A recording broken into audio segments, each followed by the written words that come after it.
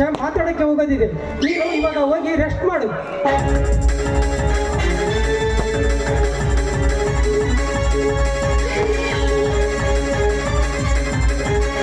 ಅಣ್ಣ ಅಣ್ಣ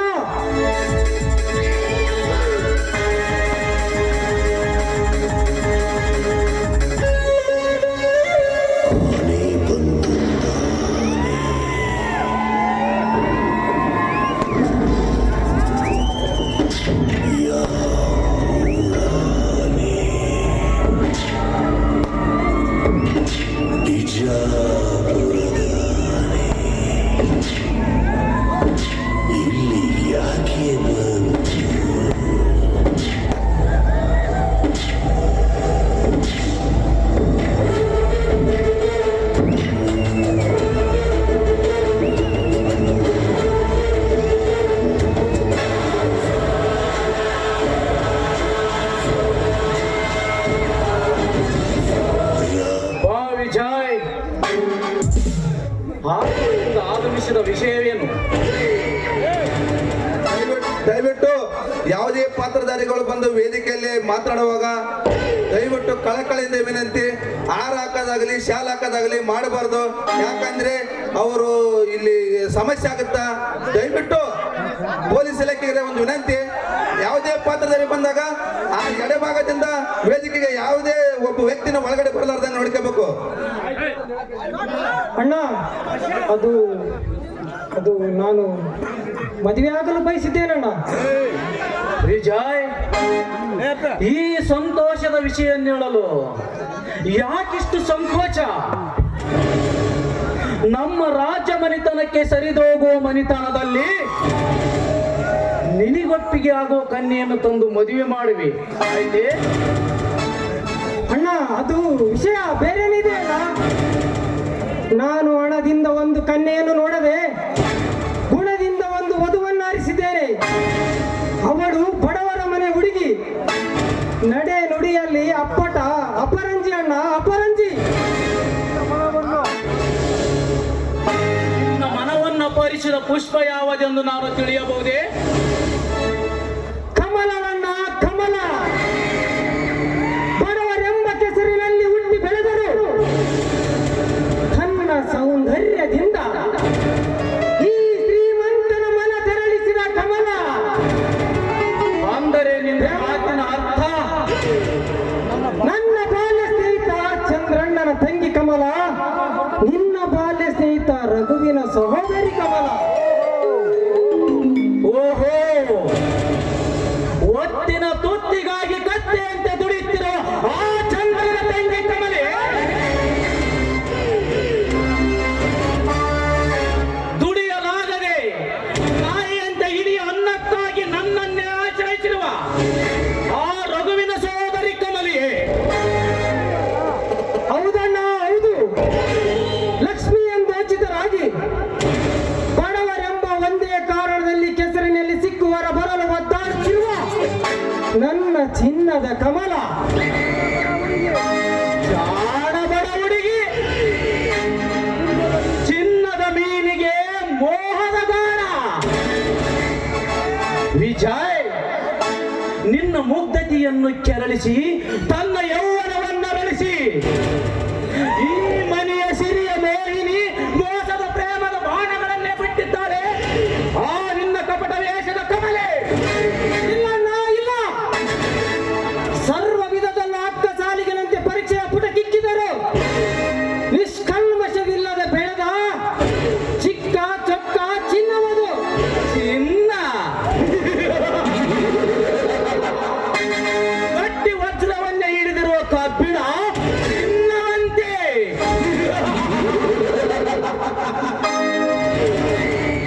ಗಟ್ಟಿ ವಜ್ರವನ್ನೇ ಕೊಳ್ಳುವ ಶಕ್ತಿ ಮತ್ತು ಸಾಮರ್ಥ್ಯ ಇರುವ ನಮಗೇಕೆ ಬೇಕು ಆ ತುಕ್ಕು ಹಿಡಿದಿರುವ ಕಬ್ಬಿಣದ ಸಹವಾಸ?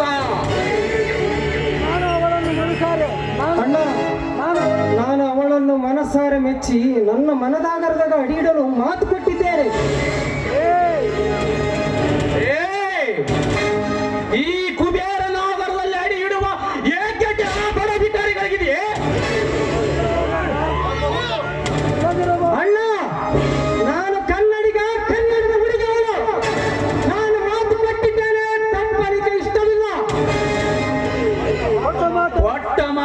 ನಡೆಸಿಕೊಡಲು ನೀನೇನು ರಾಜ್ಯ ಬಿಟ್ಟ ಸತ್ಯ ಹರಿಶ್ಚಂದ್ರನೇನು?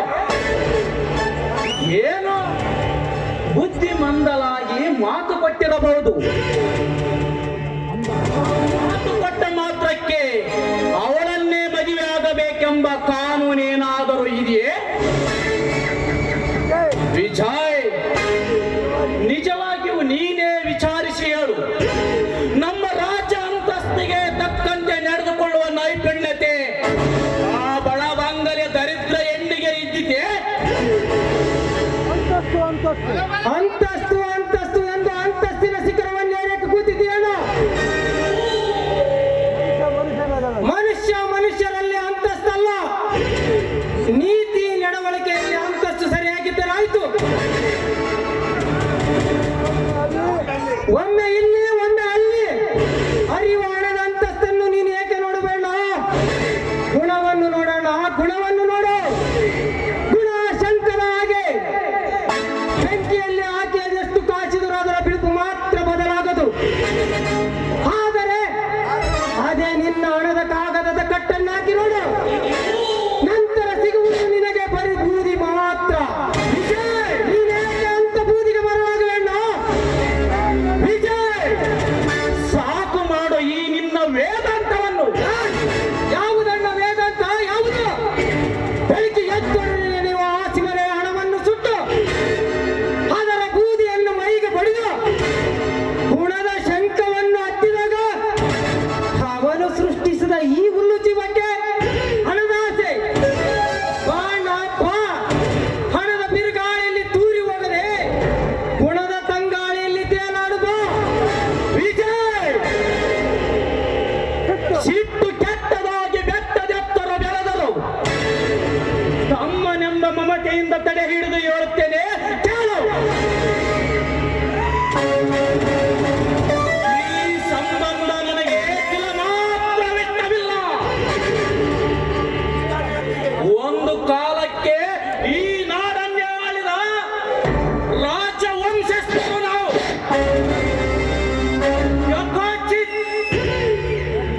ಒಬ್ಬ ಭಿಕಾರಿಯೊಂದಿಗೆ ಬೀಗ ಸ್ಥಾನವನ್ನು ಗಳಿಸಿದರೆ ಈ ಸಮಾಜ ನನಗೆ ಪಾಟಲಿಗೀಡಾಗಲು ನಾನು ಇಚ್ಛಿಸುವುದಿಲ್ಲ. ವಿಜಯ್, ನಿನ್ನ ಆಟವನ್ನು ಬಿಟ್ಟು ಹೂವನ್ನುವುದಾದರೆ ಕಮಲೆಯ ಸೌಂದರ್ಯದ 1000 ಪಟ್ಟು ಹೆಚ್ಚಿನ ಸುಂದರಿ ಸುಕುಮಾರಿಯನ್ನು ತಂದು ಮದುವೆ ಮಾಡುವೆ. ನನ್ನ ಅಣ್ಣನಿಗೆ ಅಂತಸ್ತಿನ ಉತ್ತೋಚಿ ಎತ್ತಾಗಿದೆ. ಈ ವೇಳೆಯಲ್ಲಿ ಗರ್ಜನೆಗೆ ಅವಕಾಶ ಮಾಡಿಕೊಡುವುದು ಬೇಡ. ಸಮಯ ನೋಡಿ ಇನ್ನೊಮ್ಮೆ ಮಾತನಾಡಿದರಾಯಿತು. ಆಗಲೇ ಅಣ್ಣ, ನಾನು ಹೇಳಿದ್ದನ್ನು ನೀನು ವಿಚಾರಿಸು, ನೀನು ಹೇಳಿದ್ದನ್ನು ನಾನು ವಿಚಾರಿಸುತ್ತೇನೆ.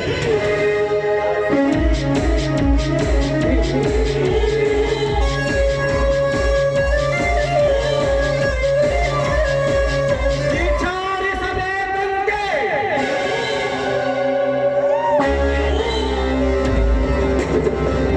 ಈ ನಾಗರಾಜನ ವಿಚಾರ ಬದಲಾಗಬೇಕಾದರೆ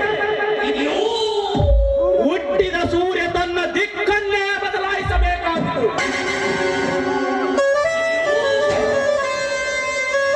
ಪದಾಧಿಕಾರಿಗಳು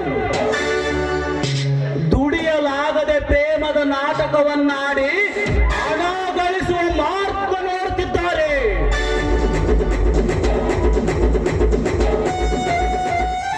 ಬಾಲಕನ ಕೈಯಲ್ಲಿರುವ ರೊಟ್ಟಿಗೆ ದೃಷ್ಟಿಸಿದಕ್ಕಾಗಿ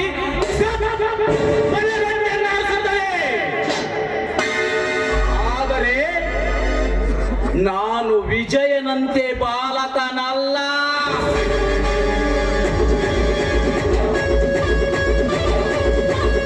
ರೊಟ್ಟಿಗಾಗಿ ದೃಷ್ಟಿಸಿದಕ್ಕಾಗಿ ಸತ್ತನೆ ಹಾರುವ ಮೊದಲೇ ಗಟ್ಟಿಯ ಮಾಂಸದ ತುಂಡನ್ನೆಸೆಯುವ ಈ ಚಾಣರಾಜದ ಪಟ್ಟದ ಅರಸನಾಡು.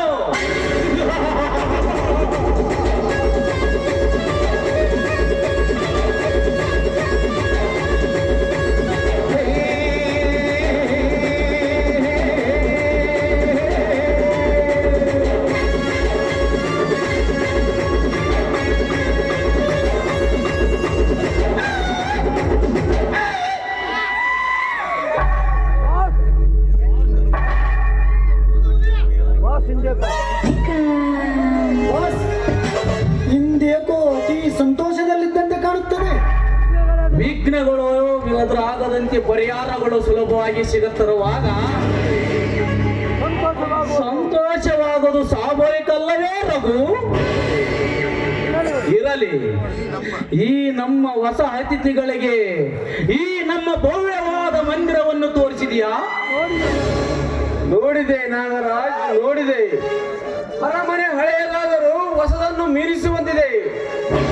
ಇವಳು ಲಾವಣ್ಯ ನಿನ್ನ ಗೆಳತಿಯೋ ಸೋದರಿಯೋ ಅದನ್ನು ನಾನು ಅರಿಯಲು ಇಚ್ಛಿಸುವುದಿಲ್ಲ. ಒಟ್ಟಾರೆ ನನ್ನಲ್ಲಿ ನಂಬಿಕೆ ಹೊಂದಿದ್ದರೆ ಸಾಕು, ನಿಮ್ಮನ್ನು ಸಾಯುವವರೆಗೆ ಸಾಕುವ ಜವಾಬ್ದಾರಿ ನಂದು. ಉಂಡ ಮನೆಗೆರಡು ಬಗೆಯುವ ದ್ರೋಹಿ ಅಲ್ಲ. ಈ ಚಾಣಕ್ಯ ದೇಹಕ್ಕೂ ಬದ್ಧ, ತ್ಯಾಗಕ್ಕೂ ಸಿದ್ಧ. ನಿಮ್ಮೊಂದಿಗಿನ ಸ್ನೇಹ ಬಂಧನ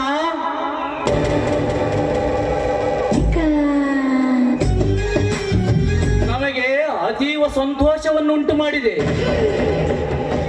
ರಘು, ಈ ವಜ್ರಗಳನ್ನು ಮಾರಿ ಬಂದ ಹಣವನ್ನು ಜಾಗೃತಿಯಿಂದ ತೆಗೆದುಕೊಂಡು ಬಾ. ಸರಿ ಬಾಸ್, ನಾನು ಈಗಲೇ ಬರುವೆ.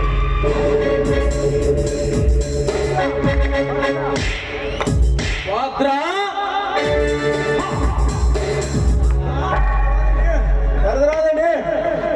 ರಘುವಿನ ಹೆಸರು ಹೇಳಿ ಅವನ ತಮ್ಮ ಚಂದ್ರವನ್ನು ಇಲ್ಲಿಗೆ ಕರೆದುಕೊಂಡು ಬಾ.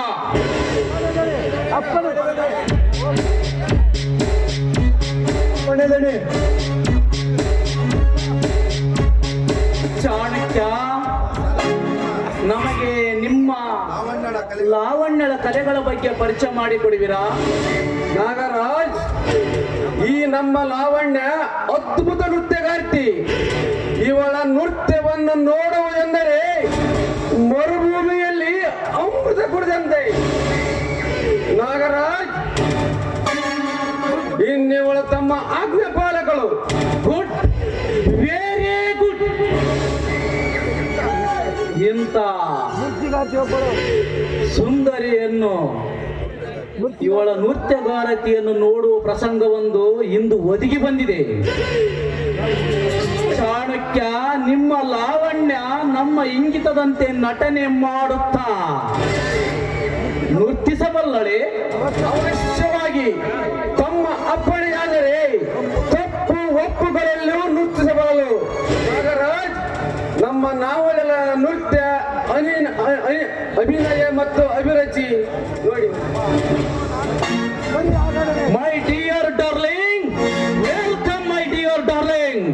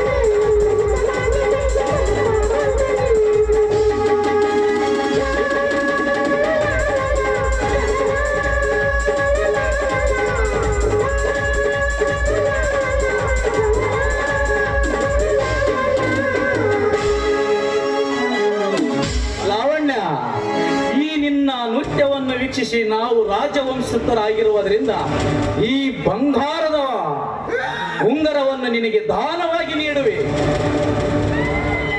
ಹೌದು ನನ್ನ ರಾಜ, ತುಂಬಾ